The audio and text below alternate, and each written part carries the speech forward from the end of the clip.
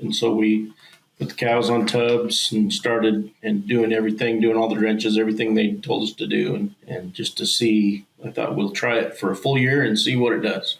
See if it does what they claim. I think it fully did that, maybe even more. I mean, with this last calving season, from calving to weaning, we might have doctored 5 calves, and some of them were for maybe some different issues. That there was some calves that like had probably stepped on feet or something, and we just doctor them for that, So that included everything, the gamut of what you might doctor something for, pink eyes and stuff like that also. So I think we'd only doctored 5 calves.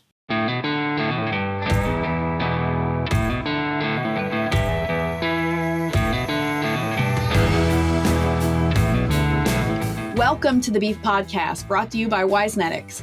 I'm your host, Brandy Buzzard, and it's my pleasure to bring you the latest trends and issues from the best and brightest minds in the beef industry.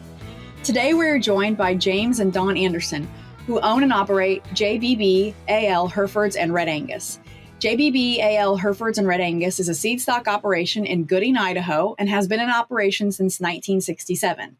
They sell Red Angus and Hereford bulls and heifers, as well as F1 heifers. They also feed out 25 to 50 head of locker beef each year. So they are obviously very, very busy. And we appreciate James and Dawn being here and giving us some of their time. We have a lot to talk to them about today on this episode, sponsored by ProEarth Animal Health. So with that, we're going to dive right in and talk about cows. Welcome to the podcast, James and Dawn. Thank you so much for being here. How are you guys doing? We're good. Yeah, it's wonderful to have you guys on. I love talking to cows with different people around the country. So I'm looking forward to learning more about what you guys do. Just to get started though, would you just bring us up to speed on your background, how you guys got started in the beef industry and kind of, that journey for you guys so far? Sure. Our operation started with my mom and dad. They initially had commercial cattle. I'm pretty sure they were primarily based Herefords. And in 1967, this story goes that my dad bought my mom a couple of registered Hereford heifers, horned Hereford heifers, and that's when they got into the registered seedstock business. So my brother and I were raised right here on the ranch, and we were involved in the cattle and farming operation. James and I got married in 1987, and we had cattle on the place. We worked off-site jobs. James was raised around it, but not necessarily on a ranch, and he really enjoyed it. Guess over time, he ended up doing more and more of the farming and the ranching. And in 1991, James and I entered a partnership with my parents. And so it was JBB Herefords prior to that. And then when we joined forces, we became JBB AL Herefords. The JBB stands for John and Bev Bryan. The AL stands for Anderson Livestock, which was what we were doing business under. So that happened in 91. We have 2 children who are adults now. And our son, Brian, and his wife, Charlie, they are partners on the ranch. Our daughter, Jay, and her son have cattle on the ranch as well, and they live here on the ranch. In fact, we all live right here in close proximity. My dad passed away in 2013. My mother is still here on the ranch. She's happily retired completely from the operation, other than she likes to know what's going on. We run approximately 60 head of registered Hereford cows, and then 30 head of registered Red Angus cows, which we added the Red Angus in 2012, just right before my dad passed away. And then we have some F1 red baldies that we use as like recips in our embryo transfer program. And then Brian and Charlie have Charlie came to the ranch with a set of cows that are Angus influenced, commercial herd. And so very interesting to have more of the commercial aspect on the place as well. As far as our breeding program, and I guess what happens beyond that on the place is we have a pretty progressive AI program, an embryo program. James, our son Brian, and our daughter Jay, they are all AI technicians. I am not. I'm the record keeper. And so we AI probably 99% of the cows on the place. They get one shot, the heifers and the cows. We AI the large group of cows and the heifers the first part of April, and then the little later calvers we AI them the end of April, and then we clean up with a Hereford and or Red Angus bull. So that way we start calving around the 1st of January, and we're usually pretty much done by mid-March. And then we wean the second week of August. And so that kind of gives you an idea of how our cow-calf program goes. We background our own calves.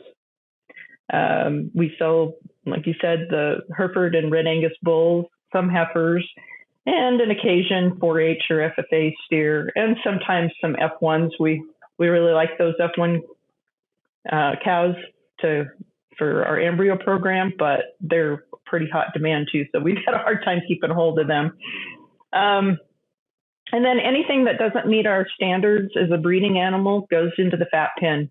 And like you said, we finish 25 to 50 head per year of blocker beef that we sell locally, southern Idaho. I don't know, we've broadened our area a little bit, and then this year we started finishing some cattle for the family that does our meat processing. They have a meat processing plant not too far from us, and they were looking for somewhere closer to feed out their steers and heifers that they sell through their program, and so we've taken that on. This is our first year of doing that. They're also longtime acquaintances and bull buyer. So if that doesn't keep us busy enough, we also farm 400 acres. We primarily have a row crop of alfalfa mix, silage corn, grain corn, and occasionally we raise some grain seed like triticale, barley, whatever is needed. Some oats, yeah. And James is also an independent sales rep for a couple of semen companies, and we do AI service in our area. Like I said, James, Brian, and Jay are all AI technicians, so we do some breeding for some other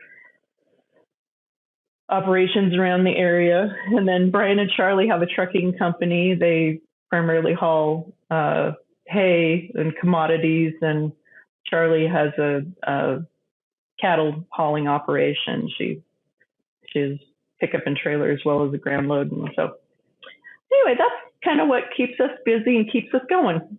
So what do you guys do in your spare time? Golf. I wasn't expecting an answer, but that's great. Because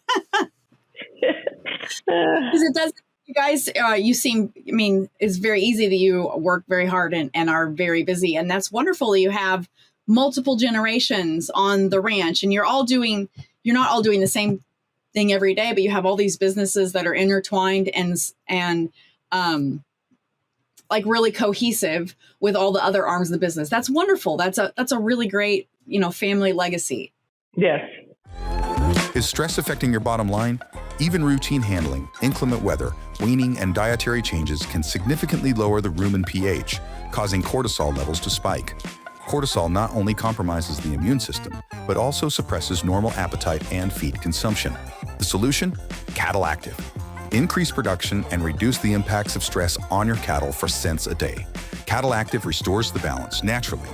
Want to learn more how a feeding program including Cattle Active can improve both profits and herd health? Visit us today at proearthanimalhealth.com. Be proactive with Cattle Active. So I have to ask, what led you guys to bring Red Angus into your herd in 2012? What made you want to start breeding that and bringing that into your breeding program?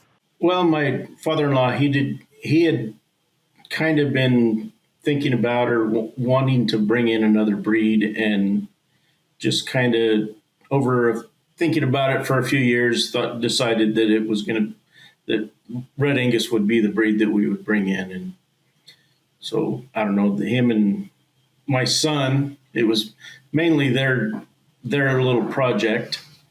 They went to loosely sale in Ashton, Idaho, and they had a bunch of females, and so they bought, I think, 13 heifers to begin with, and that was the start of our Red Angus herd.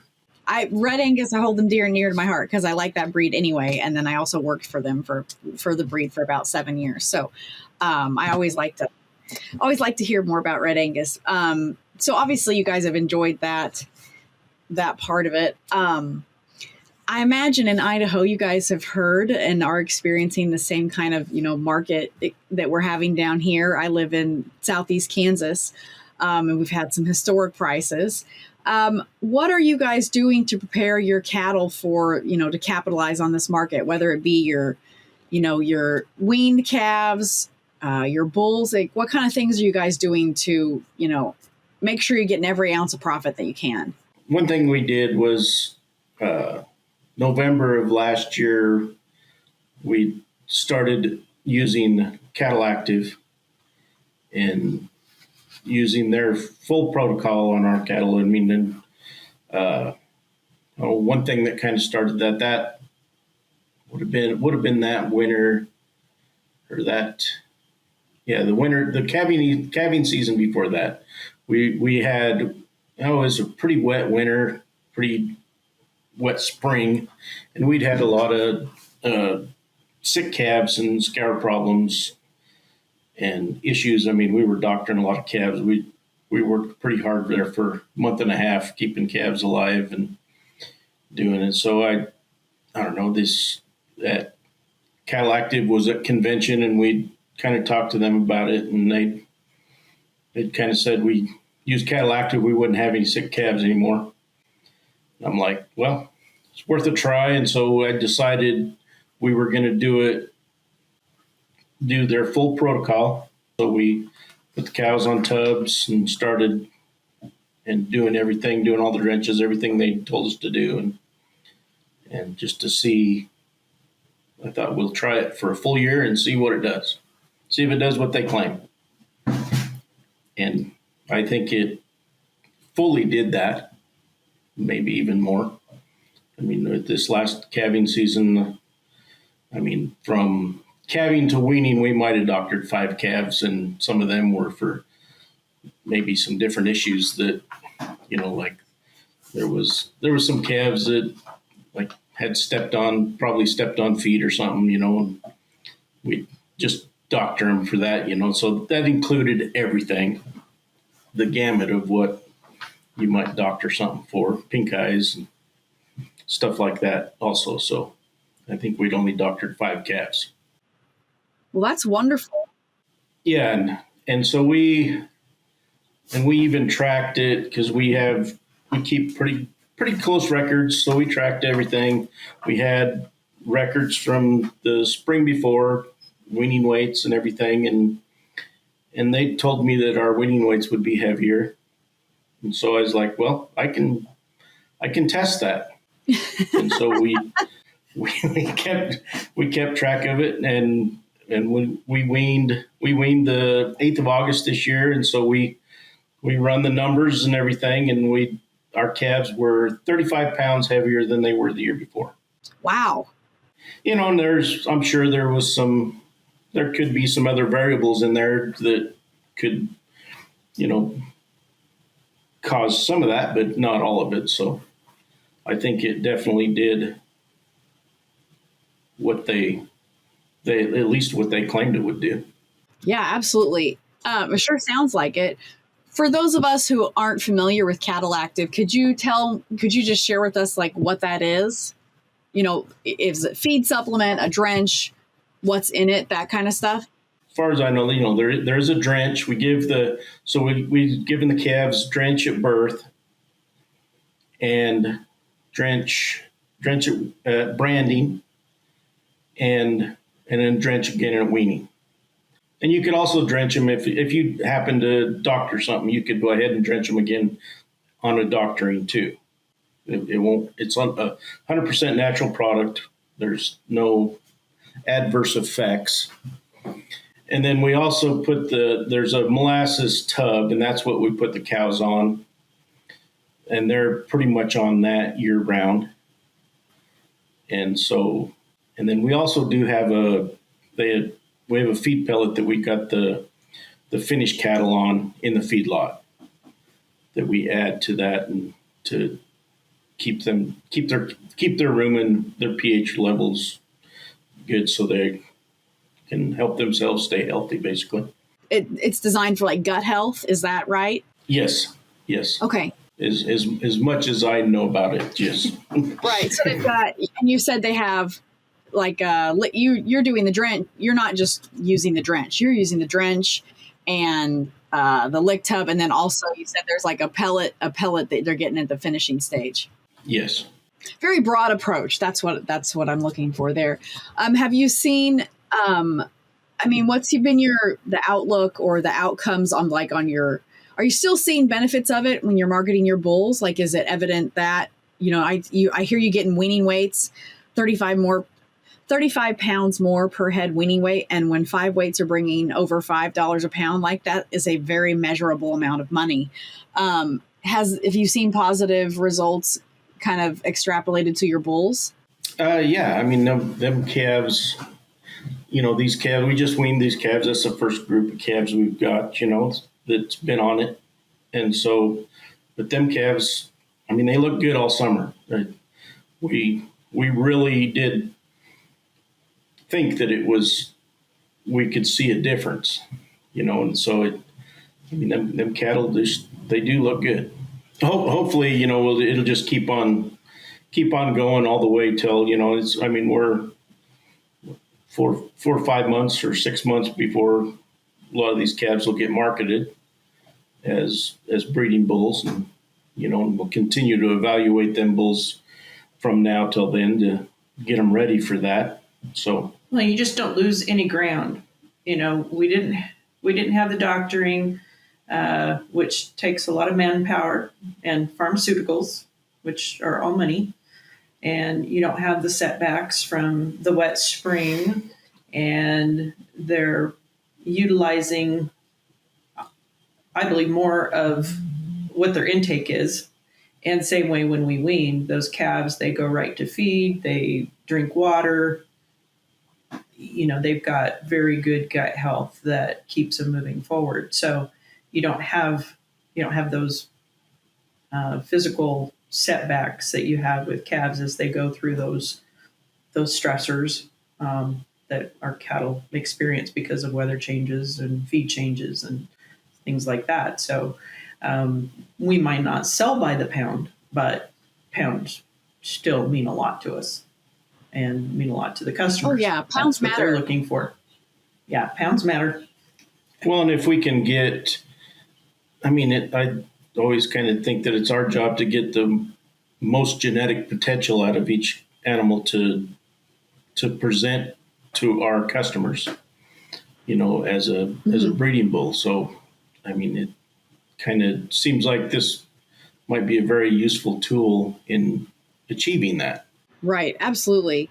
There's, I think sometimes it seems like we can get caught up in the everyday and looking at, maybe not think, oh, I just need to doctor one head and that's a small thing. But you're absolutely right, Dawn. You brought up, pharmaceuticals have a cost. Even if it's just one head every once in a while, like that still adds up. And unfortunately, sometimes we can forget that our time is also very valuable. And when you're as busy as you folks are, your time is one of your most valuable assets. And if you're spending less time treating animals, that really adds up. That's important, especially when you're you don't want your cattle to miss a step. You want them to get weaned and get right up to the feed bunk and go to water and not really get that knockback that's so often associated with weaning or being shipped somewhere. I mean, those are all tangible things when you step back and take a look at the bigger picture. Yes. Yeah. So, well, before we move on, I just want to make sure I tell our audience that if you're enjoying this episode of the Beef Podcast presented by Wisenetics, please remember to like, subscribe, and share it with your friends and family. James and Dawn, I want to pivot just a little bit because my family is also in the seed stock business and sells a lot of freezer beef. And we don't sell very many head. I don't remember the last time we hauled a load of our calves to an auction market. We have done stalkers the last couple years, like the last 2 or 3 years. We didn't this year, really regretting that choice, by the way. But in times like this, market prices right now, this is a time when some people would sit back and maybe reevaluate their goals, or maybe make a temporary change of a business plan to kind of capitalize in the market. And the reason I say that is my husband and I were having a conversation the other night, and there are some 9 weights at the Enid livestock market in Enid, Oklahoma. I mean, 9 weights brought almost $3.50 a pound. And I looked at my husband, I was like, why am I busting my butt to sell freezer beef when we can haul all these 9 weights to town? I mean, that's more expensive than a gallon of diesel. Like, let's sell these suckers, and then we're not feeding them out. And I'm not trying to pull my hair out selling them to people. So I'm just wondering, have you guys made any maybe temporary changes in your business plan to capitalize on, the market right now, that once it cools in 3 years, 4 years, 5 years, whatever, you go back to things? Like, how are you adapting to benefit your business? Well, so it is tempting, right? Just to haul those suckers to town and get your paycheck right now. Yeah. So, we kind of fell into the locker beef sector. I'll go back to my dad. We were, had some calves that just didn't quite meet the breeding criteria or what we wanted to keep in the herd. And so he'd fatten them and, of course, keep some for the family. And if he was doing business with somebody, one of our oldest customers is a guy that, we doing business with forever and a day on our farm in putting in pivots. And it was like, well, gosh, I don't have that cash to put out there right now, but can I trade you a beef? And that's honestly where we started. And we have customers that have been with us for almost 40 years. Yeah, almost 40 years. And so wow. It is tempting to step out there and just sell those calves. But, customers, you take care of your customers. Customers take care of you. And so, we stay within the market. We're not giving those locker beeves away, but we're making sure that they are taken care of. And so like I said, it's tempting, but we're going to take care of them because you don't know what the future holds. And you want those locker beef customers when you can't take a load of cattle to town and get them sold for nearly what you're doing now, or what the market's doing right now. So it's, one of the things is that somebody told my mom and dad when they first started in the business, be careful about following trends, because you want to be smart about it and kind of don't go to the extremes. Let it pass you one way and the other. Don't go out on the extreme. And then all of a sudden you have no locker beef customers because they're not familiar with your product. And, and that, again, that is, we sell to friends, family, and new acquaintances.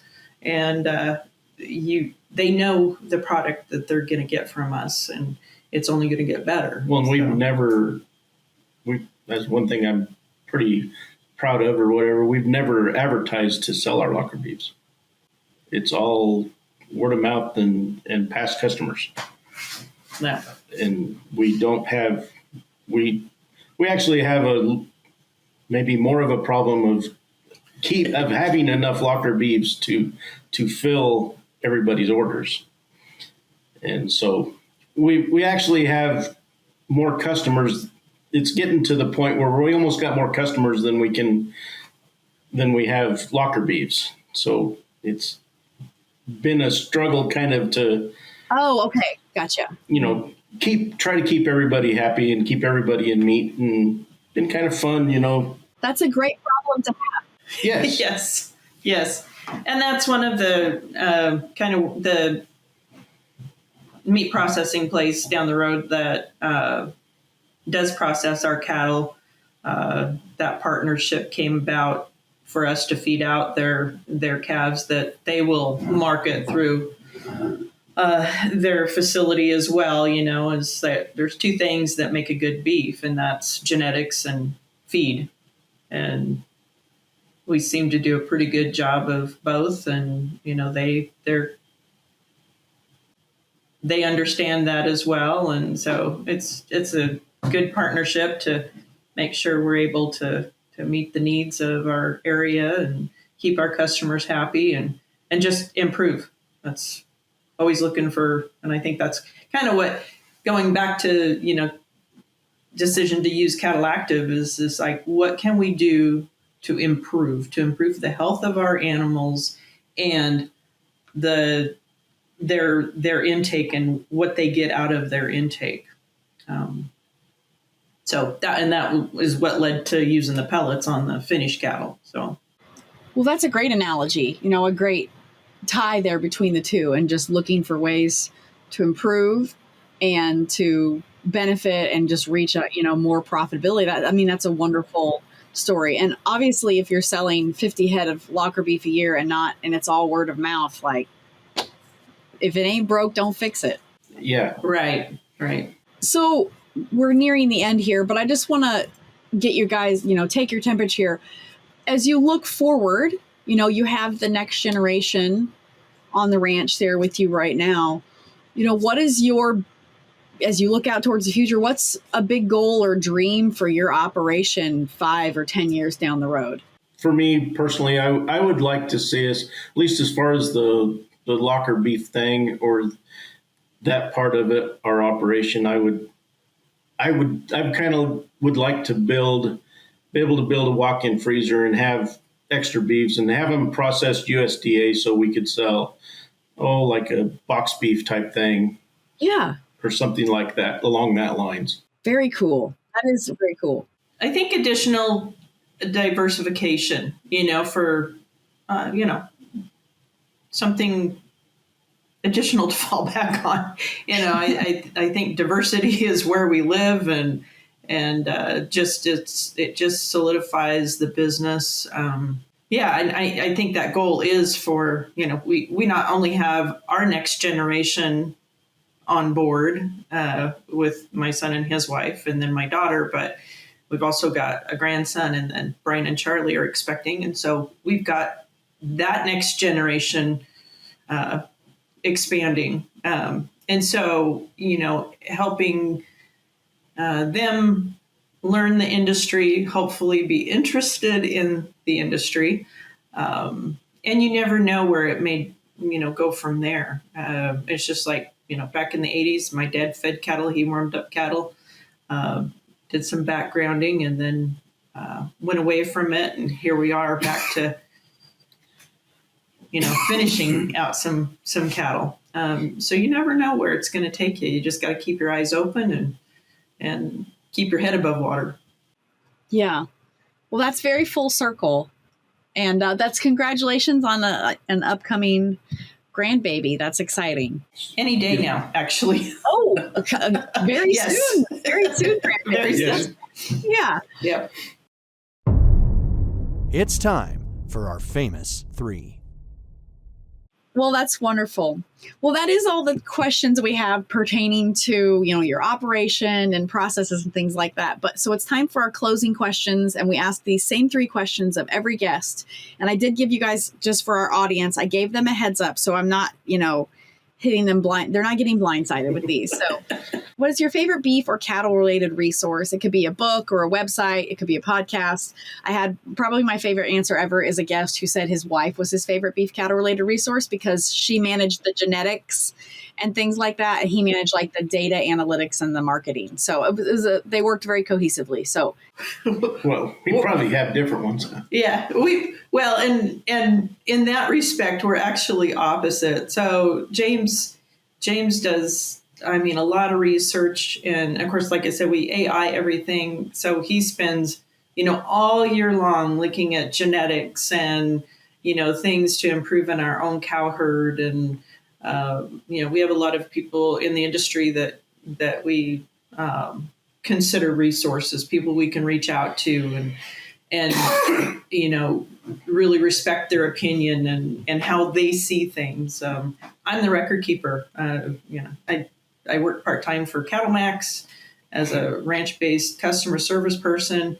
People really are our greatest resource. And I love talking to customers, whether it's our bull customers, our heifer customers, our locker beef customers, or the customers from around the nation that I speak to and regarding CattleMax. So, those, to me, that's our greatest resource is just each other. that's great. I would agree. Oh, you took the easy way out, James. You took the easy way out. Yeah. Well, I just want it recorded that he agreed with me. There you go. Well, it is there on video. We all heard it. And we all saw it too. So, okay. So moving to the next one, what is your favorite non-beef or cattle related book or one that you're currently reading? So if you don't have a favorite one you're reading now, or if you're not reading right now, what is one of your favorites? The one I've been reading the most here lately was "'Twas the Night Before Christmas," because my grandson keeps making me read that to him just about every day. I mean, it is a good book. It's a good book. Yeah, yeah. It's a pretty good read. It is a good read. Dawn, do you have one to contribute? So I had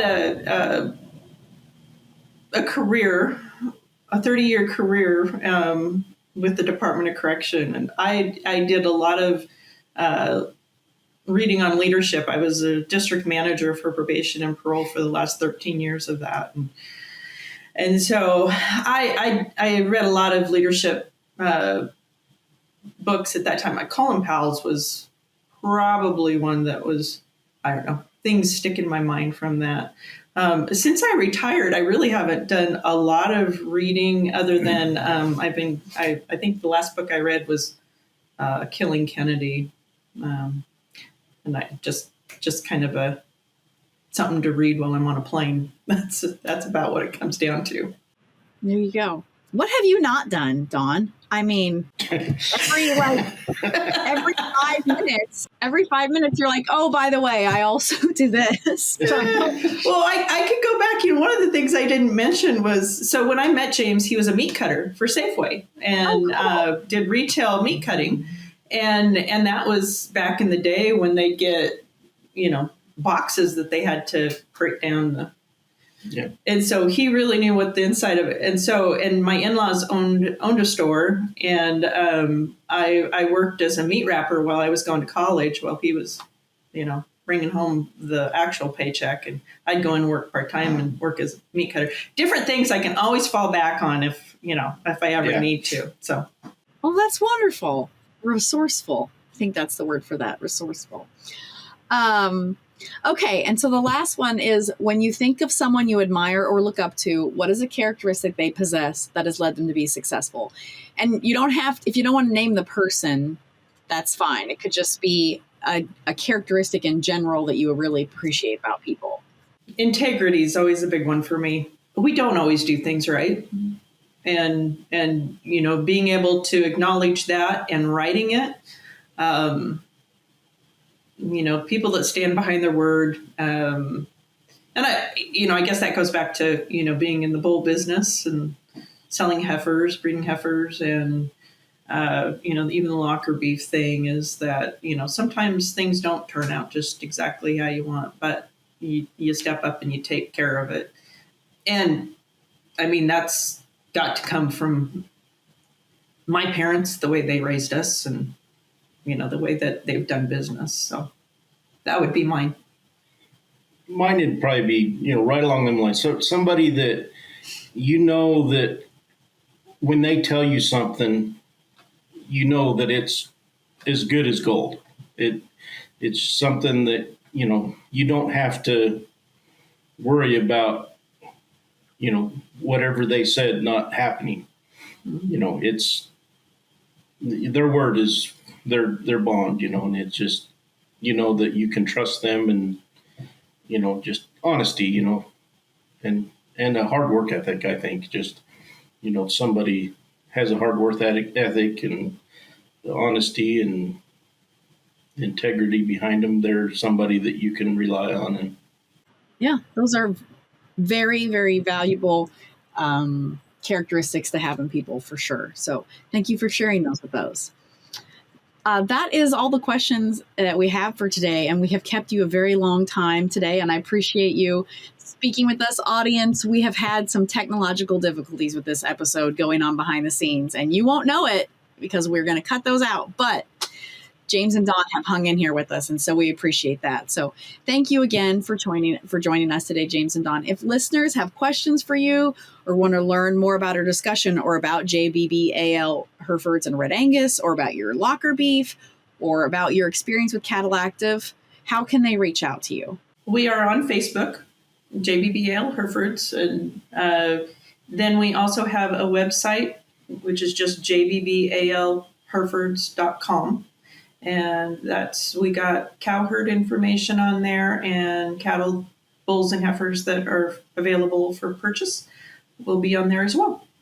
You guys heard that on our, that will be in the show notes for those of you who are watching on a computer or want to click to a link. That's jbbalherefords.com.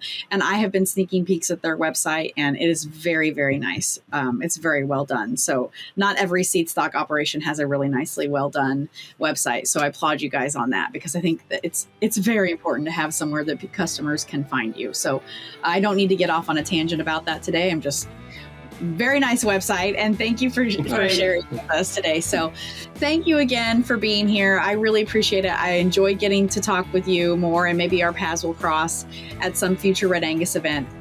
Thank you again to Pro Earth Animal Health for sponsoring this episode, and thank you to our audience for tuning in. And we will meet you back here next week on the Beef Podcast, presented by Wisenetics.